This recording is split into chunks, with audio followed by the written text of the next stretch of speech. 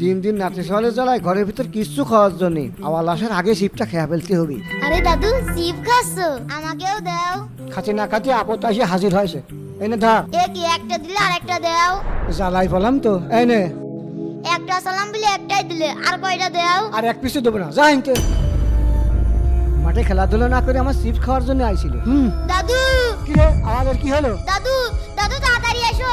না, শান্তি করে চিপসটা খাওয়ারও দিল না। কি হয়েছে দাদু, কি হয়েছে? দাদু এর ভিতরে একটা বড় তেলাপ করা হয়েছে, তুমি ধরো, আমি বাইরেতে লাঠি ঠিক আছে দাদু। ধরে রাখো দাদু, ছাড়বা না কিন্তু। এই তো আমার সিপ। কোনে গেল, এখন আসছে না কে? দাদু আসার আগে খেয়ে ফেলতে হবে। দেখি তো ভিতরে কি আছে।